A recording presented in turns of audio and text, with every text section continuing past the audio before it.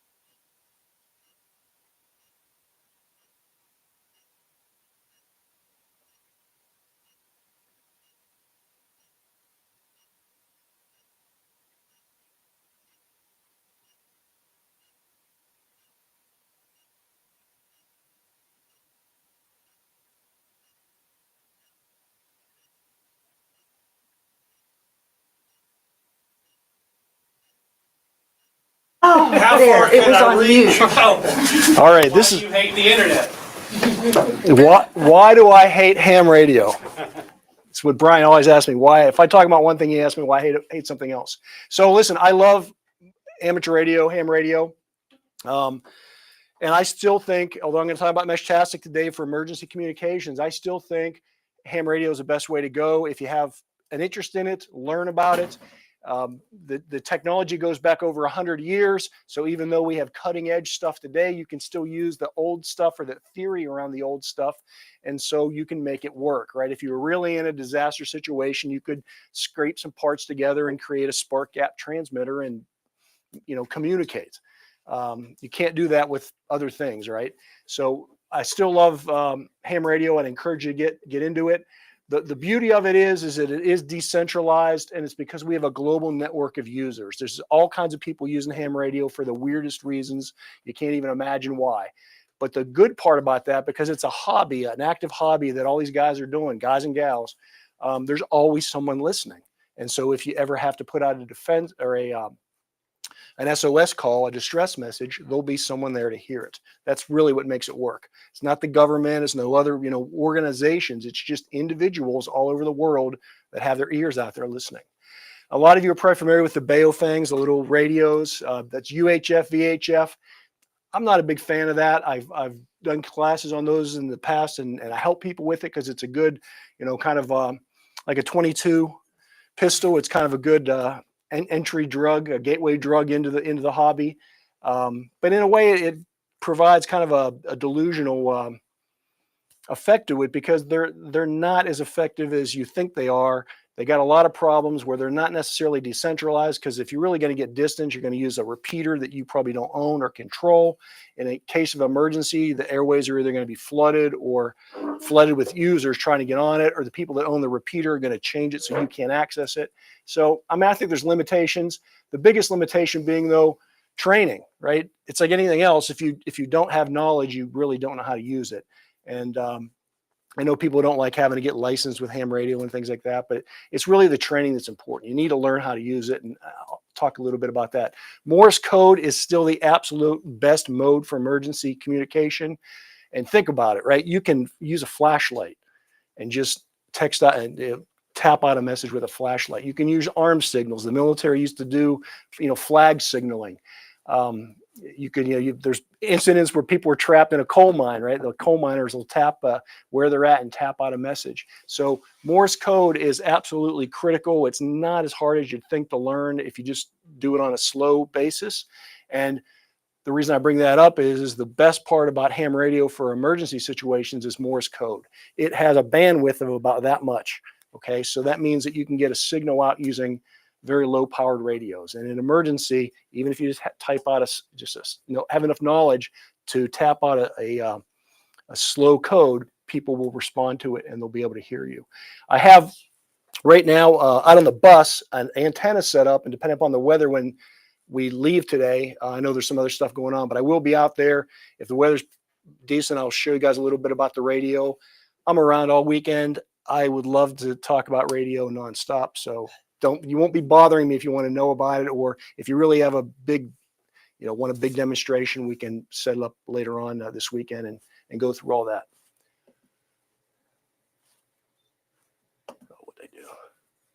Okay, so I set up the radio yesterday, and just to give you an idea, this is using Morse code. There's a thing called reverse beacon network, and this is kind of where technology meets old 100-year-old technology. If you tap out a Morse code signal, there are computers all around the world that will hear you and report where your signal went to, right? So here we are at Nicole's place, 100 watts on 20 meters yesterday at about this time. Costa Rica, Cuba, right, away up into Canada, all around, right? Amazing. Anywhere from, I think it was over 2,500 miles was the farthest signal it got. And I know you're saying, hey, 100 watts, like I can't go backpacking carrying a big battery and all this stuff that would be required. And that's true, but with Morse code, you don't need all that, right? You can use something small, and this is old, so it's big. You can get something probably a third or less this size now that would put out enough of a Morse code signal that you could, with 16 to 30 foot of wire, put out a message anywhere in the world that someone would hear your call sign. So to kind of prove that point, I used that radio with under 5 watts. It was about 2.5 watts. I still got deep into Canada, and we did still hit Cuba and up into New York. So that was literally like 2.5 watts. I mean, it's really amazing.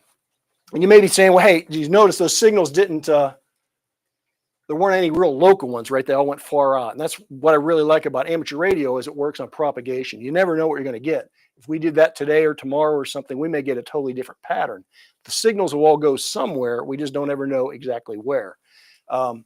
So you can study weather patterns and different features to get a better feel for that. But another way is to use different frequencies on the radio itself. And that's why if you're just using a Baofeng, you're very limited to UHF or VHF. Ultra high frequency or very high frequency. If you're on high frequency, you have a whole series of bands you can switch on. Some work better in the daytime than at night. Some work better in the summer than the winter. Some work better close in than they do far out. So that's why you need the training and the knowledge. Once you acquire that, you can figure out how to do it. I switched to 40 meters at the same time I set up those messages yesterday. And you can see on 40 meters in the afternoon, it pulled that signal down, and we went only maybe 150 to 250 miles. And again, that was 100 watts.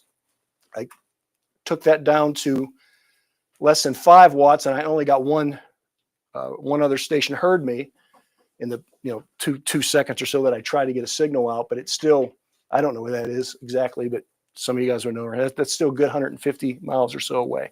So you can get your signals out with Morse code, and that's really what I encourage people on. But we're here to talk about Meshtastic. And it is, as the name says, Meshtastic, right? It is. I've resisted this, again, like, Bitcoin. I'm an old guy. I'm slow to adopt things, right? I had to have 6 kids of my own because I didn't adopt other kids, right? I'm just not into adoption. The reason I've really gotten into Meshtastic over the last year or so is basically because it's really started to flourish, and it hit the need points that I have.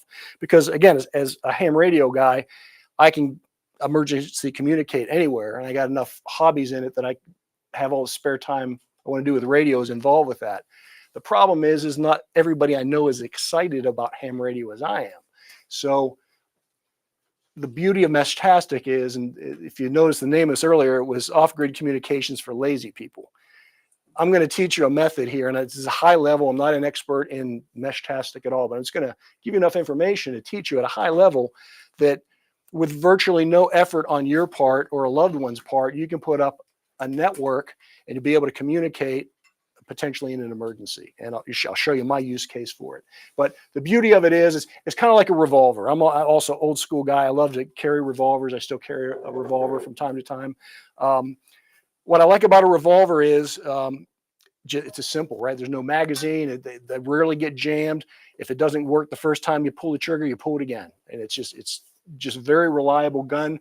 I can, my wife is not going to go out to the range and train with a 1911 or a Glock for days on end and learn all kind of tactical skills with a handgun. But I can give her just enough training that if she was ever perpetrator ever attacked her or something, she has enough knowledge where she could take a revolver, point it at center of mass and pull the trigger, right? She could stop the perpetrator. So I look at Meshtastic as sort of that revolver in the radio network things. It can be a standalone, it can be a network, it has GPS positioning, it's an encryption method, which you can't use encryption with ham radio, not legally anyways. And it's gotten popular enough over the last few years that you have the density of radios, other radios, to give you that network you need. Prices have come down.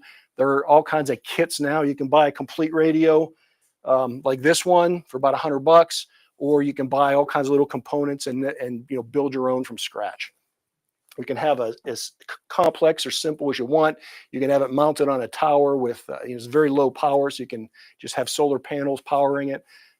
The opportunities are there. There's also enough of a market for it now that there's a lot of accessories coming out for telemetry, to measure temperature or other devices. Leos, you have a radio too, don't you? I know that. Well, tell them how I know that. Because you saw my node. Yeah, so I turned on my radio and I saw his node, right? And that's the beauty. That's the mesh and the Meshtastic part. Think of like a spider web. Every radio is its own node. It not only receives a signal that someone would send to me, but it receives anybody's signal and sends it on to someone else. So with a Baofeng, if you're in an emergency and everybody's got the radio turned on that they have no idea how to use, they're going to be clogging up the network. The advantage of something like this is the more radios, potentially the better it is, because your network's stronger because it can communicate. So it literally goes from one radio to another. It can be linked to the internet. I mean, there's amazing things you can do with this. So, but that internetworking is really amazing. And just as I was able to see that Leos was on here, I'll get to a point later on is how that's a use case for me. Standalone. Again, you don't have to have it as a network. You may say, well, there's no one using them where I live. That's fine too. I have a camp. I'm a camper. I like to go out and boondock and things, but I know a lot of you have homesteads, same principle. Say you're out camping or have a homestead and you don't have cell phone coverage all around it. Well, in my case, I have a base camp and I have a radio. I could have a radio there. I could have a radio up on, throw a rope up in a tree and pull a radio up into the top of a tree. Now I have a radio at a high elevation. I could have a radio sitting in a vehicle or up on top of a mountaintop or a hill somewhere. My kids could be out on four-wheelers and stuff, and they have a radio with them. We could be backpacking, have a radio with us. My dog could have a radio transmitter on him. Right? So now we're all connected. We have our own network. If the hikers want to talk to the four-wheelers, but they don't have line of sight, it may not matter, right? Because their signal goes to the treetop, which then hits the repeater at the base camp, up to the mountain and back down to them. And now you have a network and you can communicate with each other. If your kids are out on four-wheelers and you haven't seen them for hours, you can pull up an app with a map and it'll show you where they're at because it's got GPS built in, right? If your dog's missing, you can figure out, you can at least track him and see where he's at. So it's really an amazing resource. And again, it takes a little knowledge to set this up, but just to operate it is simple. You literally need nothing more than that. If you had a car parked on top of that hill, or where I live out in the mountains I live in Utah. I mean, there's people got radio transmitters everywhere, like hidden in the trees and stuff. And the Forest Service doesn't like it, but it's really great for radio coverage. So again, why I've recently gotten into this is because it's so popular. I was recently, unfortunately, had to go to St. Petersburg. My brother passed away. He lived in St. Petersburg. So when I was there, I had a radio with me. I turned it on, and this is St. Petersburg here. There was maybe 10, less than a dozen nodes out there, hardly any. I turned it on in my neighborhood, and for about 100-mile linear area up down the interstate, there's literally hundreds of these nodes everywhere. And they don't all talk to each other necessarily. This one may not be able to go 100 miles north and talk exactly to that one, but there are ways that they can hit and peg in between. And I've tested it with driving around in my car and tested different things because I want to be able to communicate with my family in times of emergency. And again, you have to keep in mind the topography, the barriers. A skyscraper maybe is going to block it, a mountain's going to block it. But the advantage to that is if you can get up on top of a skyscraper, now you've changed it, right? So even though I may not be able to communicate from my house to my son's house directly, we can figure out if I go up on this hill and he goes up on that hill that we can easily walk to from our houses. Now we can at least get a text message across and be able to communicate with each other. And I guess I didn't go into it. It is a text message. If you think of the old kind of like Twitter days, right? You can send so many characters. And that's the point. I don't want to send video. They're trying to expand it to do other things, voice and things. I like it the way it is. I just want to be able to get out a text message.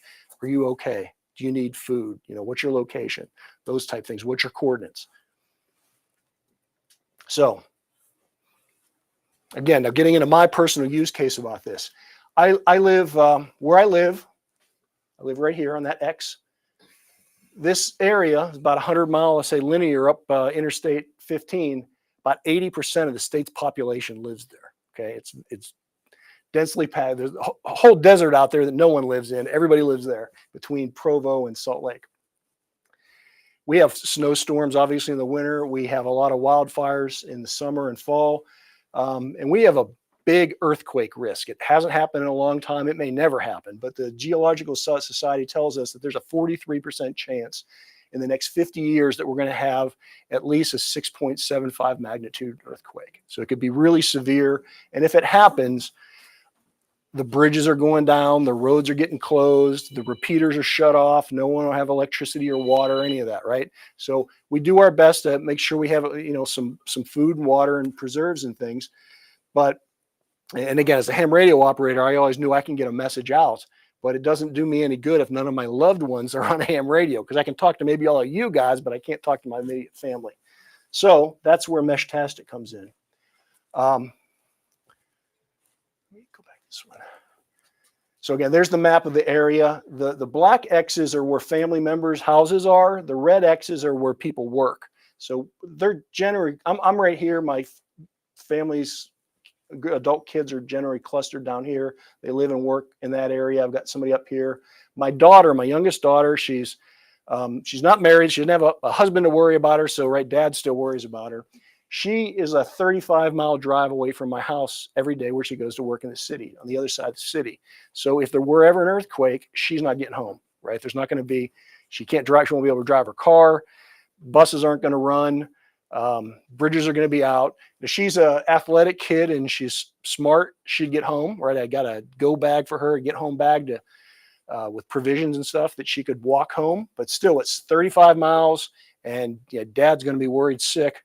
Like, where is she? So that's my main concern. But then also I want to be able to communicate with these other houses. And like I said, right now, the way it's set up, I can communicate with these people here, but I can't hit these guys directly. But I know that if I go to a certain hilltop and they go to a certain hilltop, we can hit each other. Because again, these are mountains, these are major Wasatch Front mountains here, the Rockies. These are foothills here. This is a valley. This is a valley. And if you can get up on those hills around the valley, you can communicate in and bounce off of everybody else's. It's easy to go across this 20, 30 mile distance line of sight as long as you're up high. It's very easy to cover it. So with my daughter, again, I just want that emergency communication with her. She's about 35 miles away. She's got the bag. It's got food. It's got water in it. It's light enough that she can carry it and still sustain her for a good 2 or 3 days. But what's been lacking is the radio. Because what I can do, as I mentioned before, it has GPS in it. So even if I can't communicate with her, I can know where she's at. And to me, that's a really big part of this plan. And ultimately, if I knew she was out there in danger, we would try and meet her along the way, right? So she can come in with a family member. So that's the goal. And again, because I failed as a father and her and none of my other kids are into ham radio, I wanted something simple. And that's what I love about this. It's a messaging app, right? If you can use a smartphone, you can use this app. There's nothing required. And I'll just show you simply how simple it is. So in the back of my daughter's car, there's a cup holder and there's a UPS or a USB plug. So the radio sits in this. It's off, but it's plugged in, so it's always charging. And her go bag is right next to it. Her get home bag is right there. So if in case of an emergency, she would simply take out her bag, she'd pull the radio out of the cup holder, she'd disconnect it, and she'd turn it on. Okay, when she turns that on, just like I knew Leos was connected, I would see on my end and that node map I showed you, it would eventually light up. And so then I would know that she's executed the evacuation plan, right? So I know she's safe, and I know she's starting to evacuate. And then from there, I can track her progression, because just I showed you those nodes in the map, as she would move, they would move. And even though, again, I may not be able to communicate with her directly over that whole 35 miles, there would be points along it where she would be high enough where we would be able to communicate. And just by sending that simple text message out, are you okay? Where are you at? Do these roads are blocked, go this way. I could get her that communication. So to me, again, that's the big use case. It's to keep my daughter safe. And along with that, the app, right? I can't show you because you're not linked on with your phone, but it's literally, you open up the app and that's what you see, right? And if you had a message would just pop up. And if you know how to use Messenger on Facebook or any type of messaging program, it is literally that simple. The phone her phone has the app downloaded, and it's synced. The phone is synced to that radio.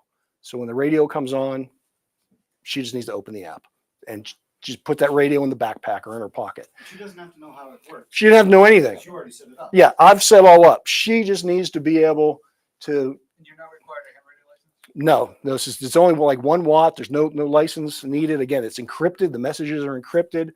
You can use a license and do other things, but just the way it's set up, you don't need anything, and literally no knowledge other than how to move that switch up, and she's on. She doesn't even have to know how to send the initial text, because again, I'll know when she's on, and I would see it and say, Dana, are you okay? And she'd, her little app thing would, you've got mail, right? And she'd click it and be able to communicate with me. There's literally no training. Just to clarify, this works even if there's no cell phone service. Nothing. It's because the radios are communicating. The radios are using it. To the cell phone. It's effectively a router, like your computer router. It uses a 900 something megahertz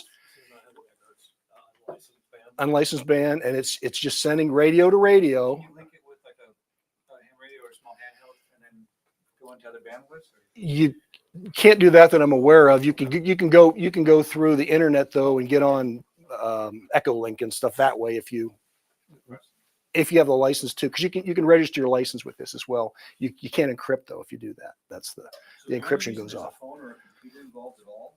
Is because that's your interface, correct? Yeah. So they make something you can type on. Steal your phone. yeah. There's other more complicated ways, but the simple way I'm showing you is it's just Bluetooth. So you need a Bluetooth connection between your phone and the radio. So the radio's got to be within Bluetooth of you. And then the other radios, again, they don't have to necessarily be near each other as long as there are other radios that are closer between. And then it just hops. I think it's 7 hops, I think is the max they're using now. It's adjustable. They recommend like 3 and it can go higher. Go higher. So that's what it would do. Like it would go out once. It knows, it's like email, right? It knows where it has to go, but it doesn't know how to get there. So it just goes out once. And if it didn't get there, it goes out again, right? And keeps going out 6, 7 times or whatever max until it hits it, or it comes back and says your message wasn't delivered. But it will try. I think it might be smarter than that. So if it's got a longer distance that it can send, like if it's using one of the internet, It goes all the way. It'll minimize the number of hops to get it from here to the northeast or something like that. So it may be smart enough to actually route the messages, especially when you're going direct instead of just broadcast. And either way, though, it doesn't matter. You don't know what happens. It's just happening. And you can look at your app and it'll say, sending or still trying to get through. It'll say message not delivered, or it'll say message delivered.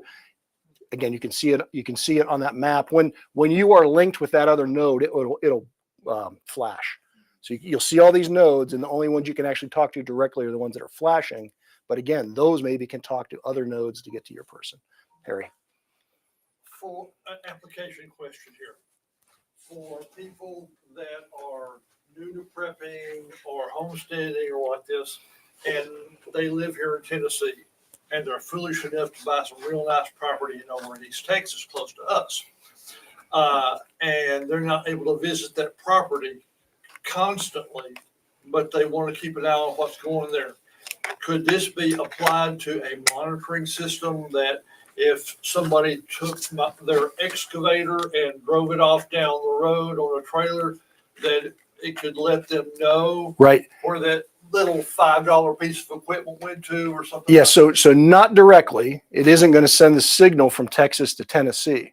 Yeah. So, but what it could do, and again, this is what I want to get into later in my own personal, once I get this set up with my daughter and my other family members, then I want to start working with the telemetry part. So they make sensors, everything from temperature, humidity, open close type features. I want to put on my RV so I'll know if someone opened the door of my RV, or I go to a restaurant when I'm driving, I put my dog in the RV, I could know the temperature in there, know he's safe, right? Know he has water, whatever. If I'm out hiking, I can know if someone entered my trailer at the base camp. So it can do that short distances, but because this also is digital, it can be linked to the internet. So you could have these sensors on your property. They have an internet Starlink set up over there. Yeah. Well. So from that point, it could, right? And could talk to their stuff and then let them know if somebody's playing with their stuff or something. Yes, yeah. So locally, you'd have your little thing set up with the telemetry on it. It would report it locally, and then you'd have that linked through the internet separately. And that could be more reliable than hiring the drunken neighbor to look at your stuff every 2 or 3 weeks or something like that. Yeah, probably. Okay. And the beauty again of it is it's all real time too. So you would know the temperature of it. I mean, I think there's just a lot of applications you could use for homesteading in general to be able to, more you can sense moisture. You can do all the things that you can do with automation in gardening where they're using, I think a lot of that's still Bluetooth. This is basically coming to give you greater distance with using the 900 megs. So it's really your limitation is your imagination. If you can come up with some methods, and the stuff is fairly affordable. It's not as bad as you would think. But yeah, I think it's a great perimeter guard around your house. What brand are those? What are those called? These are I don't even know. So we're It's West something. Is it? WES, Westlink or West. I can show you the website. When I decided to pull the plug on this, like I say, I'm a late adopter of things. But when I finally did this, it was down at Jack's place last time. I said, look, I did the research. It looks great. Andy and I can't think of who else was there with me. A couple guys were there that had them, and I just said, where do you buy them? Right. And I went on and ordered So it. that's somebody who's got the finished unit good to go? Yeah, these are complete radios. I didn't have to do anything. But again, you can get all the components. You can build it out the way you want to. You can build it. You can get chips. There's a couple different chips. You can get them on Amazon like everything, but if you go directly to the manufacturers, it's usually less expensive, and you can get something more custom built. But yeah, these came. I took off the stupid little antennas. I put a bigger on any radio. They're always going to tell you, they're going to give you a radio, an antenna this big, and tell you it's going to talk like 80 miles. Throw it away. You need at least a quarter of a wavelength on any radio to get out. So yeah, I bought these and I put the antennas on. I did nothing else. I turned them on. I initially programmed them, linked them to my phone. I've been using them since Jack's last fall. So we've been building off-grid repeaters, mesh-tastic repeaters for about $300. Mhm. They have solar panel. They're temperature hardened. They go around and put them in high locations around the county. And so at $300 a piece, you can do about 6 of them and deploy them for under $2,000. And if you put them in strategic locations, you can basically light up over a full county region, maybe a multi-county region, where almost anywhere you are can see one of the repeaters. And since the repeaters can see each other, you now have 3-hop communication from pretty much anywhere in any of those counties to anywhere else. It's completely off grid. You don't care if the internet goes down. You don't care if the power grid goes down. You don't care what else goes down. They just sit up there and they run. And so you carry one of these things around, and if your cell phone network goes down, you're immediately over onto a fully backup. Or if a cybersecurity event happens, you turn off cellular Wi-Fi on your phone, so it's completely isolated, and only leave on Bluetooth. And now your phone is only talking on the Mesh-tastic network. So it's isolated from a cybersecurity event. And now you can have an isolated, islanded community of people talking to each other, even if everything else goes down. Yeah, what's the hacker conference? They use this at is it DEFCON or something? Yeah. DEFCON. A lot of the guys use these because it's less hacking. And what you just talked about with having the repeaters out, that's what these locations are that are kind of in the periphery. They're way up on the mountain range, and everybody in the valley is just working off of those. That's why it works so well in Salt Lake. They can pop up very quickly too. I got 2 on Christmas, saw nobody. Drove around, saw nobody.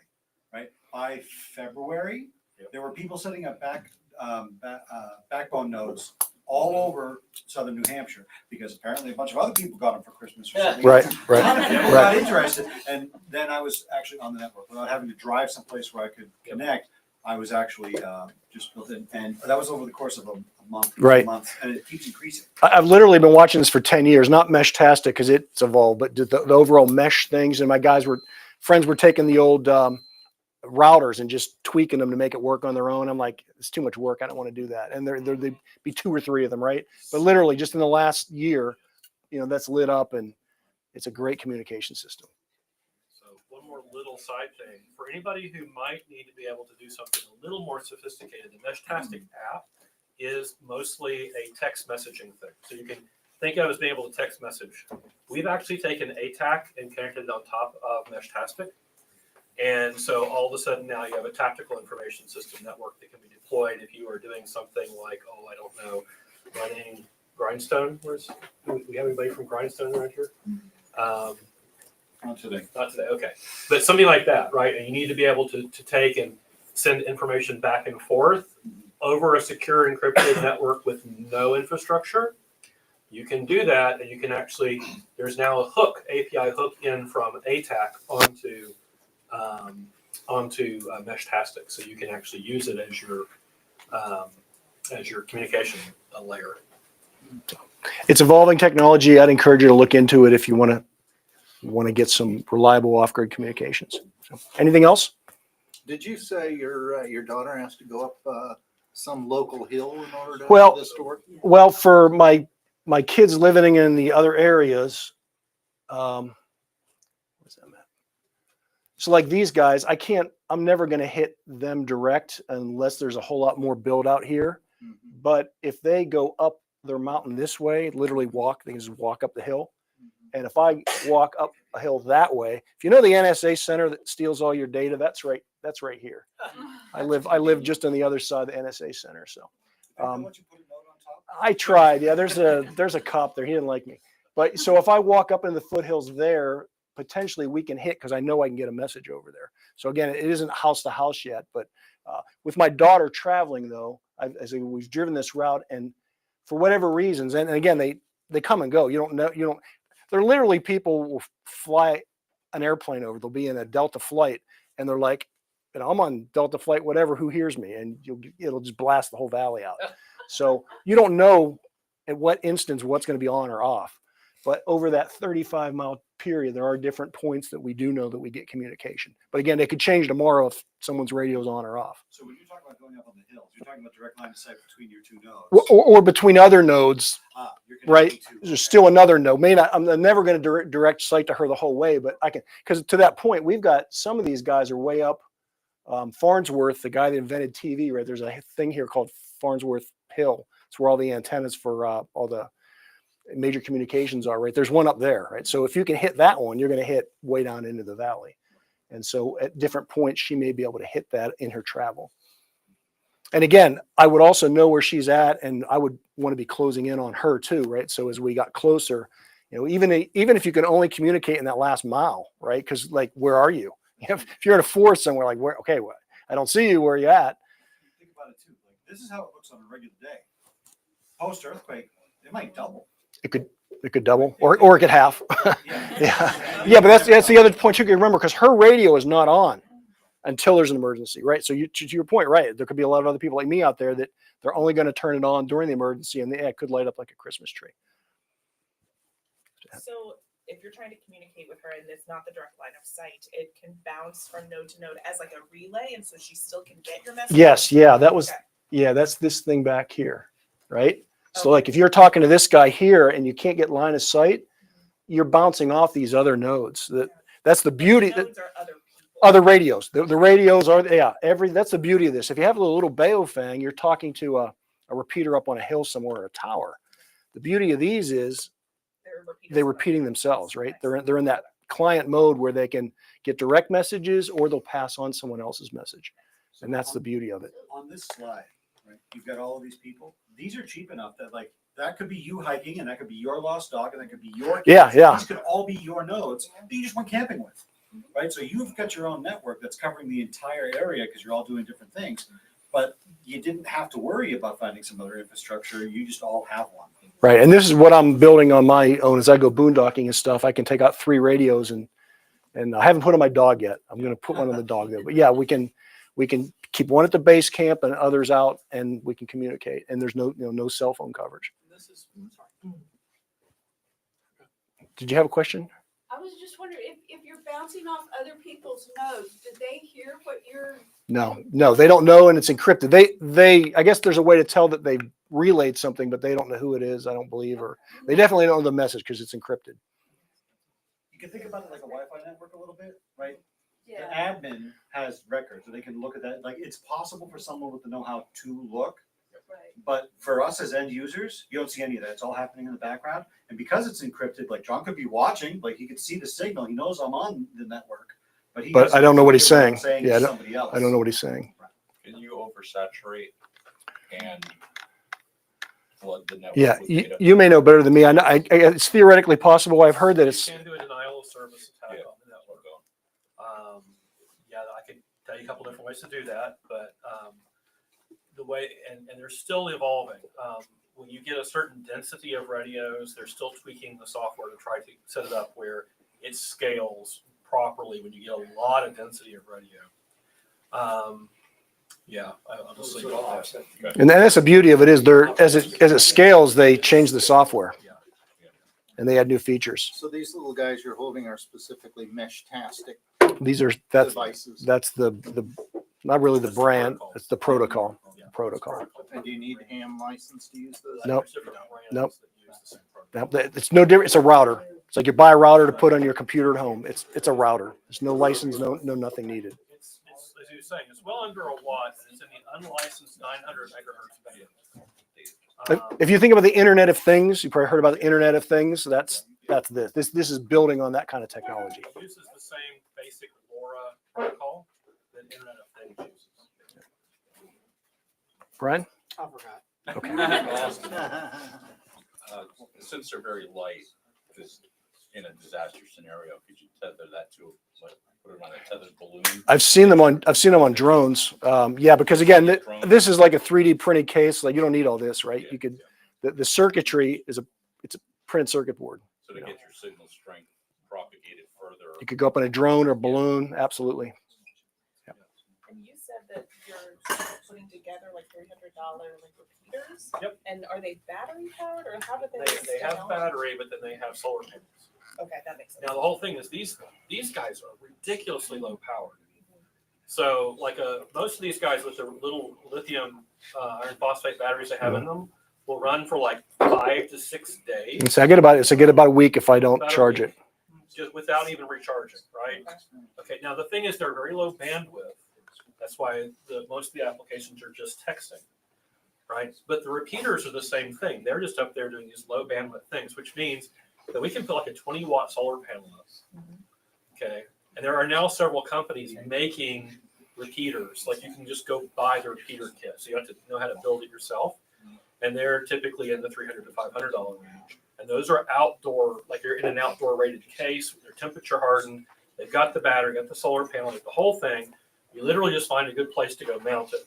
And you put the solar panel up, put the thing up, put the antenna up, and ta-da, you have a fully off-grid mesh-tastic repeater that can cover an area. Just put it up high. Go find a strategic place up high so that it's covering a lot of area so your money is invested, well. So in my house, I have one of these. It's sitting in a upstairs in my second floor of the house in an eastern facing window that faces the valley with a 20-watt solar power panel up there. And I haven't had to worry about the battery. Just keeps it charged. It gets morning sun. It keeps it charged and it just sits there. And it's not as good as being on the roof or external antenna, right? But it's literally just sitting there against the window and it gets out. And again, as more of these get built, it's just going to make the network that much better. So the telemetry uses sensors, is that right? You to can buy clarify? And it's accessory specific sensors. For specific things. Is Yes. that Yeah. what do they, are they little? Like, do you know what size? Yeah. wise? Have you seen the gardening ones that people use to measure moisture soil and things? That, I mean, I don't know how to describe them. They're just Like what size? Like little? Like- So like- we've done like, okay, just an example. This is based on the LoRa protocol. We use that for IoT in buildings. So what you'll see is basically a radio using a slightly different protocol than this goes around to different areas of a building. And then there are small, low power Bluetooth connections, or there's even a lower version of the LoRa low power. And the sensors themselves sit around, right? And they just talk back to the radio, and the radio does the longer pullback. So in IoT for buildings, that's what's going on, right? And so we'll put sensors all over a building so we can monitor a building and see what's going on. and the ones I've seen are like this microphone size. I mean, they're just little. Yeah. Like what's the Apple thing? The tag, AirTag. like they're like an air tag, Yeah, it works similar. like an air tag. Yeah, when you start talking about IoT, that has all of the privacy and surveillance implications that you might think. I just looked because I was curious, but I saw like people at Ring cameras can integrate them with Meshtastic, where you can get notifications if someone pops in front of your camera or whatever. So you could get those back and forth. I was just looking at that too. So Yeah, like I said, it's your imagination, right? If because what I'm showing you here is just the basic iPhone app. Again, you can build on top of that, or the people are building on top of that to get all this data consolidation. Yeah, it's going to be amazing. That's why I'll switch to the investment world here for a minute. A lot of our prepper community, they're always negative and pessimistic, and I'm like, you know what? I wish I was 30 years old again, right? There's never been a better time to be alive with technology and just all the resources we have. It's great. I mean, there's never been a better opportunity to prosper and make money and just have a great life. You just got to go out and make it happen. Okay. On that note, I guess I'll end. I do have, like I say, if it's not raining out there, I'll have my radio set up. And if you want to take a look at that, we can do that. And anybody that wants to talk later in the weekend, I'm happy to chew your ear off about ham radio. Thanks, guys.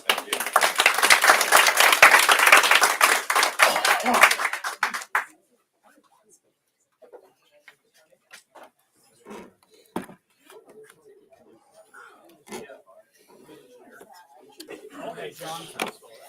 You ever heard of the blue dot effect? Yeah, it is better. Blue dot, I don't think so. Playing off of how you ended. It is this tendency, and it's named off this particular experiment that they did. And it's like we are, as humans, we are pre-programmed to see a certain amount of bad in the world. Mhm. And